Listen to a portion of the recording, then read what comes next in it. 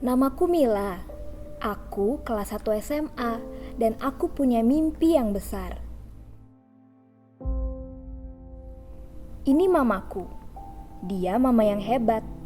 Dia hebat bikin kue dan dia seorang pekerja keras. Mamalah sumber inspirasiku. Mama selalu ngajarin aku supaya berjuang ngejar cita-citaku. Asal mau berusaha, apapun bisa aku capai. Mimpiku adalah menjadi arsitek. Aku tahu biaya kuliahnya memang gak akan murah, tapi aku bakal berusaha melakukan yang terbaik.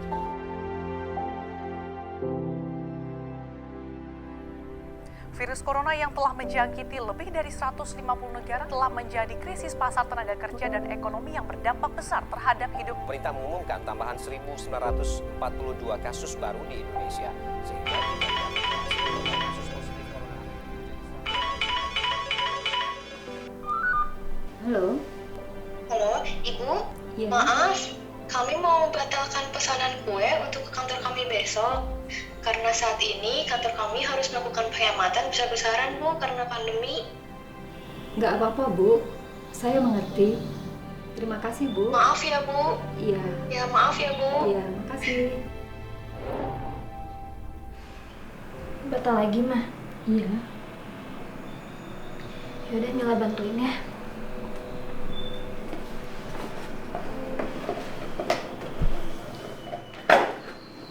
Nggak apa-apa ya, Mil ya. Ada yang batal. Kita semangat. Banyak kue buatan Mama enak kok. Pastilah. Nanti juga pasti ada yang beli lagi.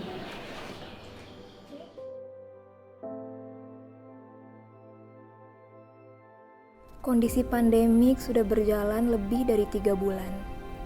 Usaha kue Mama tidak membaik.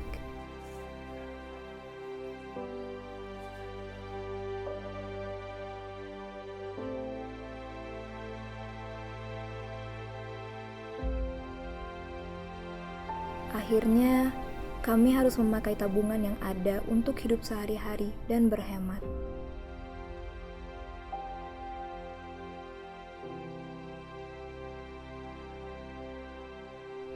Di sela-sela sekolah jarak jauh, aku membantu mamaku berjualan kue secara online. Tapi itu tidaklah mudah.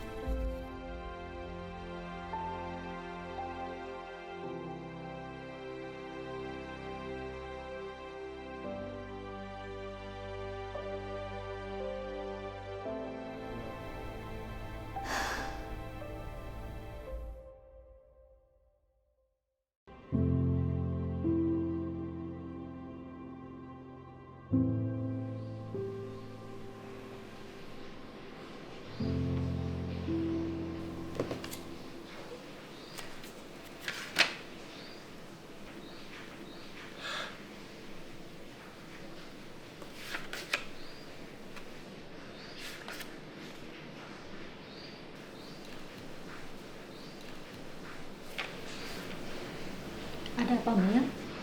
Mah, ini tabungan buat biaya kuliah Mila nanti. Biayanya besar sekali, Mah. Kayaknya nanti abis Mila lulus SMA, Mila gak usah kuliah dulu deh. Mila mau bantuin Mama aja jualan kue. Oh, Mila lihat ya. Udah. Mila tenang aja. Biaya kuliahmu memang gak murah. Tapi dengan program ini, Mama bisa cicil dari sekarang. Yang penting, Mila harus rajin belajar. Supaya dapat beasiswa juga. Pokoknya Mila tenang aja. Urusan uang kuliahmu nanti sudah aman, sudah safe. Yakin, Mah? Mah, Mila janji bakal rajin. Persis yang kayak Mama ajarin Mila. Mila gak akan ngecewain Mama. Makasih ya, Mah.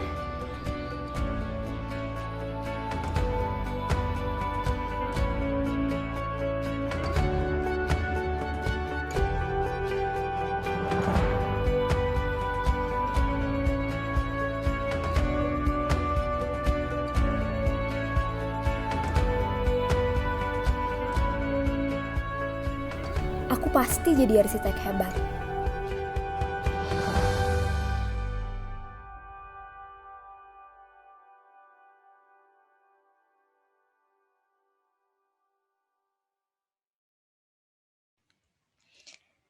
Halo adik-adik semua, nama saya Kristina. Saya adalah dosen dari program studi Teknik Industri Universitas Kristen Maranatha, Bandung, Indonesia. Pada kesempatan kali ini, saya akan memaparkan suatu materi yang berjudul Problem, Solution, Product, dan Differentiation. Nah, kita akan mulai dengan slide pertama, di mana di sini akan dipaparkan berbagai macam tipe dari kenapa bisa muncul yang namanya new product. Yang pertama itu adalah produk yang merupakan invention, yaitu produk yang benar-benar baru untuk dunia. Contohnya apa? Mungkin seperti zaman dulu kita kenal yang namanya pesawat terbang. Kalau sekarang sudah biasa, zaman dulu adalah suatu hal yang baru. Pada saat penciptaan pertama pesawat terbang itu merupakan suatu yang merupakan inovasi buat suatu dunia. Lalu yang kedua itu adalah bagaimana kita memperbaiki produk yang ada sekarang. Ini lebih banyak contohnya. Kebanyakan produk-produk zaman sekarang adalah perbaikan dari produk sebelumnya. Seperti contohnya misalnya HP, gitu ya. Dimana kalau HP kita tadinya ada feature A, sekarang kita tambahin feature B, mungkin kita perbaiki dari kualitas suaranya, itu bisa. Lalu yang ketiga, alasan kenapa bisa ada yang namanya produk baru, yaitu adalah brand extension, alias perpanjangan brand. Jadi pertamanya kita punya suatu wafer, kita akan tambahkan rasa keju, kita akan tambahkan rasa coklat. Nah, seperti itu, gitu ya. Nah, lalu kita juga di sini akan belajar mengenai yang namanya siklus hidup produk. Nah, kalau adik-adik lihat di sini ada 4 tahap. Yang pertama itu adalah tahap pengenalan produk pada saat dia muncul, bagaimana strateginya kita mengenalkan produk itu. Mungkin kita akan promosi gencar gitu ya kepada orang-orang supaya mereka mengenal produk kita. Lalu tahap kedua itu adalah growth, pertumbuhan. Di mana orang sudah mulai mengenal produk kita tapi mungkin belum sepenuhnya mengenal karena produk kita masih dalam tahap pengenalan juga, tapi sudah lebih ke arah pertumbuhan gitu ya. Di sini kurvanya mulai menaik. Nah, strategi yang kita akan berikan juga berbeda. Lalu yang ketiga, ini yang paling besar adalah maturity. Nah, maturity itu kita akan mencapai suatu puncak dari kurva di mana maturity itu adalah suatu tahap kedewasaan. Bagaimana orang sudah mulai mengenal produk kita, bahkan yang berbahaya itu adalah orang bahkan bisa menjadi jenuh dengan produk kita. Makanya di sini juga ditunjukkan dengan kurva yang mulai menurun. Nah, di sini kita harus hati-hati. Pada saat menurun, kita harus benar-benar sudah pikirkan bagaimana kira-kira produk ini bisa tetap eksis gitu ya di mata masyarakat, di hati masyarakat.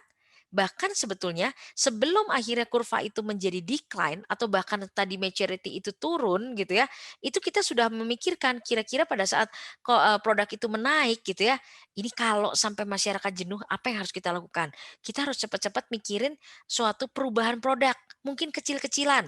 Banyak kan mungkin adik-adik juga tahu kalau HP itu kadang-kadang misalnya seperti suatu brand Samsung gitu ya, dia selalu menciptakan per 2 tahun sekali atau bahkan per tahun sekali atau bahkan ada per 6 bulan sekali. Tujuannya apa? Supaya kita tidak ditinggalkan oleh customer-nya kita, pelanggannya kita. Dan kita tetap selalu menciptakan suatu yang baru. Sehingga pelanggan suka gitu ya. Oh ya, inovasinya ada selalu. Nah, ini yang namanya product life cycle. Karena kalau kita sudah mengalami penurunan alias kalau sudah sampai tahap decline, itu kita akan susah sekali gitu untuk mengangkat produk kita kembali ke asalnya. Ya, orang sudah cenderung meninggalkan dan bahkan orang sudah lari gitu ya ke pesaingnya kita alias kompetitornya kita. Lalu kalau di sini kita kadang-kadang akan melihat sebetulnya pada saat pembuatan produk itu apa yang harus kita lakukan.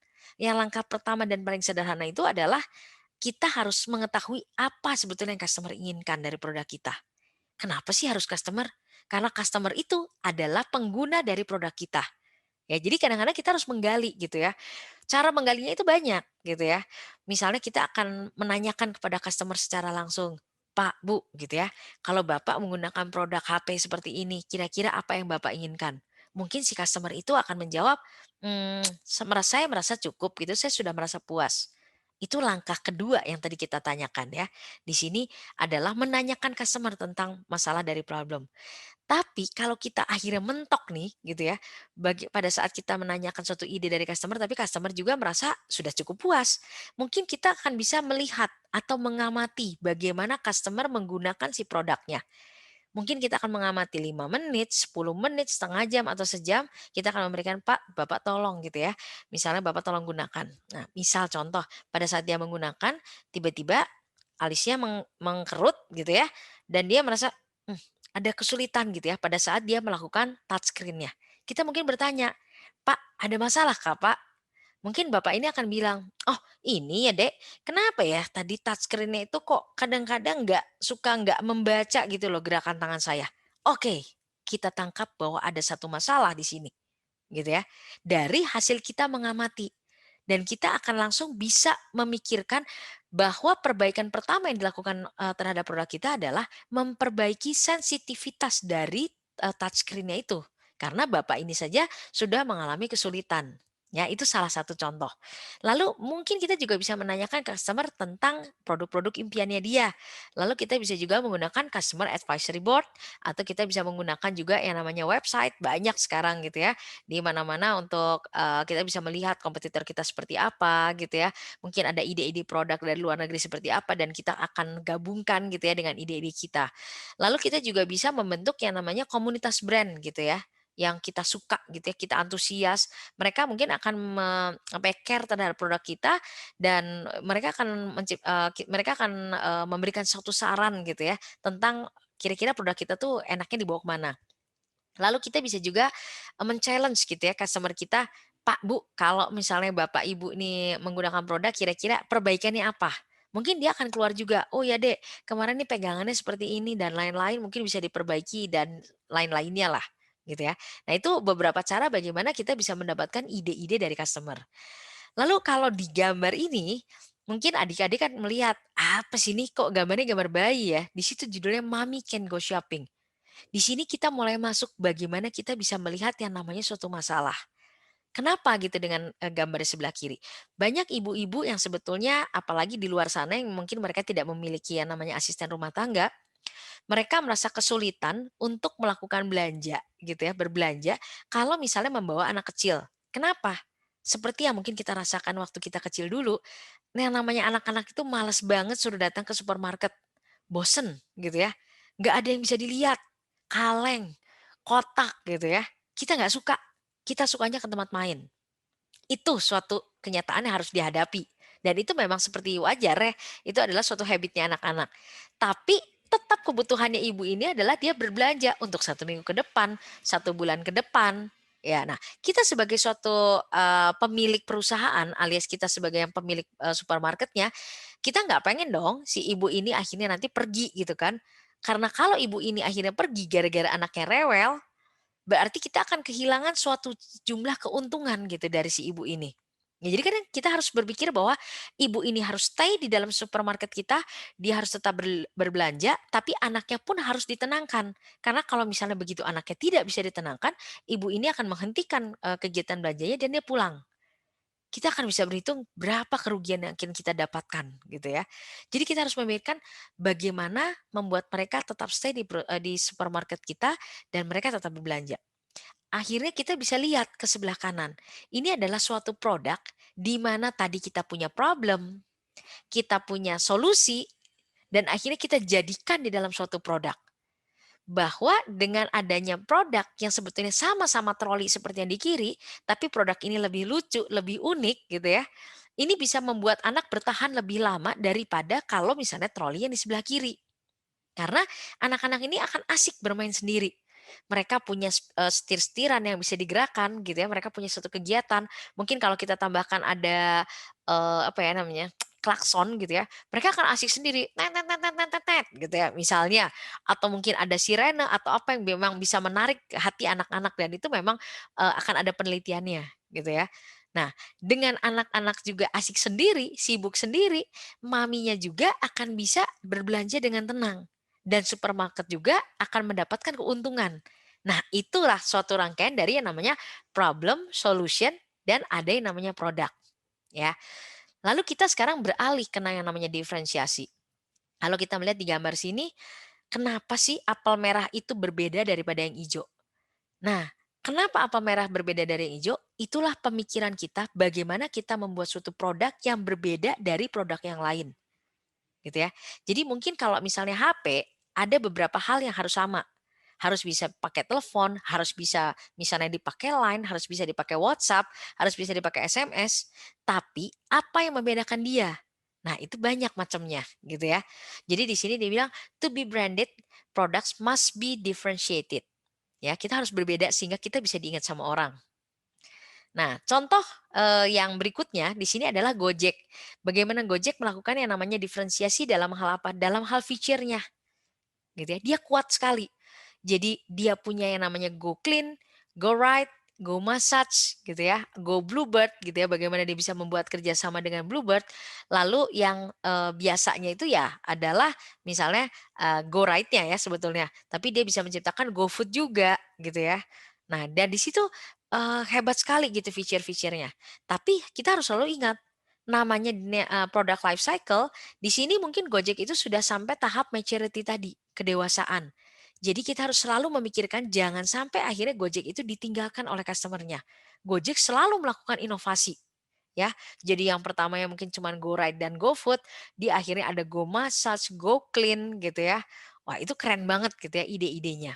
Ya, jadi kalau diferensiasi ini bisa dalam hal apa aja? Bisa hal form, bisa hal features gitu ya, bisa hal performance, ada conformance dan durability-nya juga. Ya, ada beberapa contoh di sini, beberapa produk yang dia itu hebat untuk masalah ketahanannya gitu ya. Barang lain tuh mungkin cepat rusak, dalam waktu 3 tahun rusak, tapi barang ini kok awet banget. Nah, itu pembedanya juga gitu dibanding yang lain. Nah, lalu yang terakhir.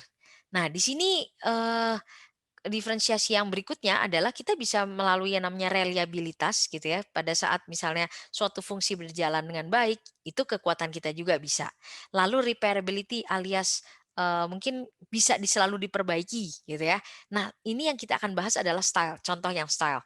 Jadi kalau adik-adik lihat yang namanya IKEA gitu ya. IKEA itu adalah furniture. Semua furniture mestinya sama. Pasti ada sofanya, pasti ada penyangga buat tangannya gitu ya. Pasti mustinya nyaman diduduki. Tapi IKEA ini bedanya apa? IKEA itu punya style yaitu adalah minimalis. Jadi itu pembedanya dia dibandingkan dengan furniture-furniture lain. Boleh, boleh saja gitu ya. Jadi pada saat kita membuat suatu produk, apa pembeda kita daripada yang lain? Supaya kita menjadi apel merah di antara apel-apel hijau. Gitu ya, itu yang menjadi pembeda. Karena kalau kita adalah apel hijau di antara apel-apel hijau yang lain, percuma, orang nggak bakal inget sama produknya kita. Ya. Nah, lalu pembeda yang terakhir adalah customization.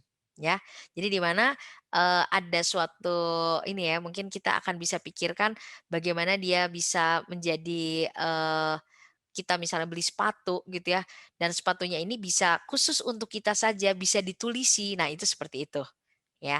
Nah, sekian pemaparan materi dari saya. Terima kasih.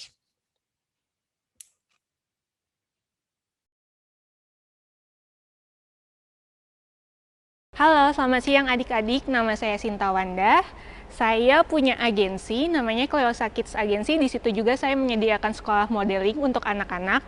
Saya juga kebetulan menjadi fasilitator untuk program Google Indonesia, yaitu Women Wheel. Nah, di sini mungkin adik-adik bingung ya, gimana sih Kak, saya pengen cobain bisnis, tapi saya nggak tahu mau bisnis apa. Mungkin yang bisa adik-adik lakukan pertama adalah cari tahu masalah apa aja sih yang ada di lingkungan sekitar kita. Nah, dari kita tahu masalah apa aja sih ya yang ada di lingkungan kita, kita tahu nih, oh sebenarnya orang tuh lagi butuh ini loh Kak, oh orang tuh lagi butuh ini loh Kak. Nah, setelah kita tahu apa sih masalah yang ada di lingkungan kita bisa menganalisis, oh karena mungkin sekarang lagi COVID nih, orang-orang butuh masker. Jadi kita bisa, oh aku mau jualan ini aja Kak, aku mau jualan masker aja yang lucu-lucu. Oke, udah kita analisis, sekarang kita tahu nih, kita punya ide, kita mau jualan masker. Nah, gimana sih supaya si bisnis itu bisa dijalankan dengan baik? Setelah kita sudah tahu masalahnya apa, kita punya ide, kita udah analisis, sekarang waktunya kita untuk membuat perencanaan, di mana perencanaan itu harus dibuat secara matang-matang ya adik-adik sekalian. Nah, ketika kita melakukan perencanaan, kita juga harus tahu nih sebenarnya target market kita atau enggak ada nggak sih orang yang beli sama produk yang bakal kita jual. Itu nanti next kita bahas selanjutnya. Nah, setelah kita udah punya planning yang bagus, planning A, B, C, kita harus punya backup plan ya, supaya nanti kalau misalnya ada salah satu dari planning tersebut yang kurang baik, kita bisa mencoba planning yang lain. Kita bisa realisasikan tersebut dan kita akhirnya tahu nih sebenarnya ini tuh sukses apa enggak ya, dan di akhirnya kita bisa melakukan evaluasi. Nah, gimana sih Kak, aku masih nggak tahu gimana caranya problem solve masalah apa sih yang sebenarnya bisa kita jadikan bahan untuk kita berbisnis. Kita bisa ngebagi beberapa masalah menjadi 3 hal, yaitu needs, wants, and demands. Di mana needs, wants, and demands itu saling berkaitan. Misalnya needs-nya, semua orang di sini pasti butuh minum kan? Tapi wants-nya tuh minumnya maunya apa sih? Mungkin ada orang yang sukanya minum air putih, ada yang sukanya minum minuman air berasa, ada yang saya sukanya minumnya soda Kak, kayak gitu. Berarti wants-nya beda-beda dengan needs yang sama, kebutuhan yang sama. Nah, setelah tahu needs dan wants apa yang dibutuhkan oleh target sama atau masyarakat yang bakal kita jual produk kita bisa memperkirakan nih demands-nya sebagaimana. Mau nggak ya orang beli produk kita. Kalau misalnya udah tahu nih tadi butuh air, terus butuh yang manis-manis, mungkin kita bisa jualan jus kayak gitu. Nanti kita bisa ukur nih berapa sih permintaan yang bakal datang ke kita kalau kita jualan jus kayak gitu. Nah, abis itu gimana lagi Kak, kalau misalnya saya udah punya ide, saya udah punya plan, yang wajib banget ini kita harus tahu ada nggak sih yang beli produk kita. Gimana cara tahu produk kita bakal laris di pasaran apa enggak? Kita bisa ngelihat dari 3 hal. Yang pertama, kita harus targetin dulu nih. Misalnya tadi saya mau jualan jus, tapi saya harus tahu dulu nih misalnya segmentasinya orang siapa sih yang bakal belinya. Misalnya anak-anak kampus di Maranatha. Terus targetnya semester berapa sih yang mau belinya. Misalnya saya mau belinya karena kampus saya deket sama fakultas kedokteran, saya mau jualan yang mahasiswa Maranatha yang jurusannya kedokteran, bisa kayak gitu. Terus kita bisa lihat nih prospek kedepannya kayak gimana. Misalnya ternyata yang di fakultas tadi tuh udah laku, kita bisa nih buka cabang lagi nih, bisa nge-guide teman-teman yang ada di fakultas lain juga nih. Misalnya Kak, saya mau ikutan join di sini jualan, bisa nggak? Akhirnya kita punya prospek pasar-pasar yang bisa digali kembali. Kemudian kita juga bisa lihat nih existing customer-nya. Misalnya orang yang beli jus pasti sebelumnya sudah ada kan. Coba kita lihat nih orang-orang ini tuh sebenarnya beli jus dari mana aja sih. Terus kelebihannya apa aja dari jus tersebut. Akhirnya kita bisa menggayat pasar yang lama untuk masuk ke pasar baru kita, seperti itu. Terus kita juga bisa ngelihat dari produk-produk sebelumnya yang sebenarnya mungkin punya prospek yang bagus, tapi kenapa ya nggak laku di pasaran masyarakat. Yang pertama kita bisa lihat dari perspektif perencanaannya. Mungkin yang pendahulu-pendahulu kita itu belum punya perencanaan yang baik. Terus yang kedua mungkin dia juga nggak punya SDM yang baik, makanya people-nya kurang baik. Terus dia tidak bisa mengeksplor potensial yang ada. Makanya sebenarnya kita bisa ngelihat pasar tuh nggak cuma dari buntelan kecil aja. Mungkin menurut kita ini laris, padahal sebenarnya kita bisa lihat masih banyak produk-produk di luar sana yang bisa kita jual. Kayak misalnya menurut saya nih si jus ini pasti laris, padahal sebenarnya ternyata target pasar kita tuh lebih suka buahnya aja yang nggak diproduksi menjadi jus. Dan kita juga bisa ngelihat dari produk perspektifnya. Misalnya nih kita bisa lihat produk kita ini sebenarnya punya strength apa aja sih, punya kelebihan apa, punya kekurangan apa, terus hambatan dalam memasarkan produk tuh apa, terus ancamannya apa kalau kita menjual produk tersebut.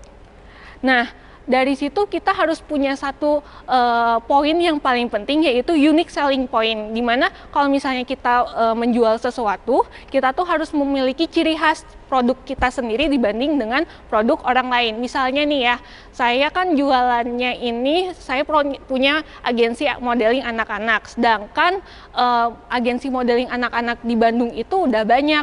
Terus apa sih ciri khas dari agensi saya yang nggak dimilikin sama agensi lain. Nah, kalau misalnya ciri khas aku tuh, kalau agensi aku tuh nggak mau kalau misalnya anak-anak aku didandaninnya tebel-tebel karena merusak citra sebagai anak-anak. Karena menurut aku anak-anak itu ya just be like other kids gitu, biarlah mereka menjadi anak-anak. Nah, itu juga bisa menjadi keunikan sendiri yang bisa dicari oleh adik-adik. Apa sih keunikan yang punya adik-adik ini, produknya keunikannya apa, kayak gitu.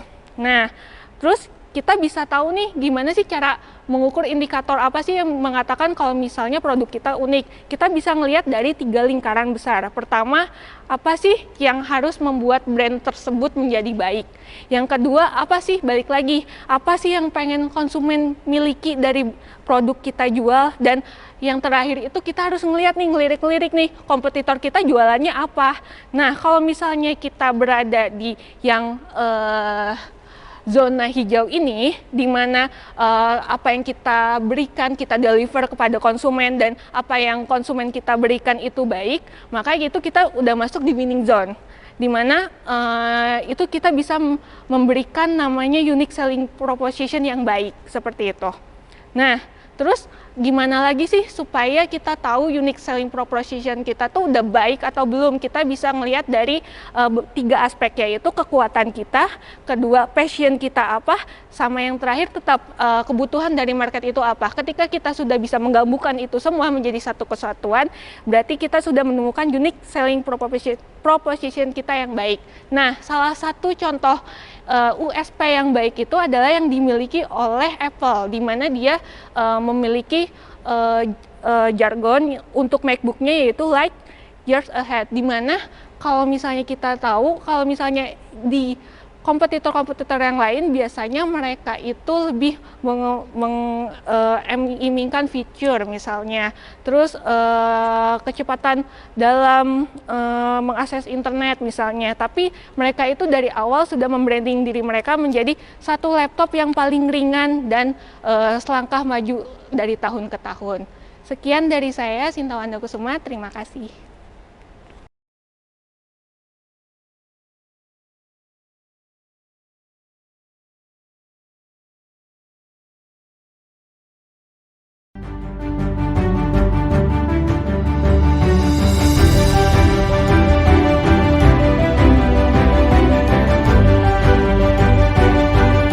Alasan saya memilih kampus ini karena menurut saya kampus ini sangat bagus dan juga sangat terkenal di Indonesia maupun di provinsi saya.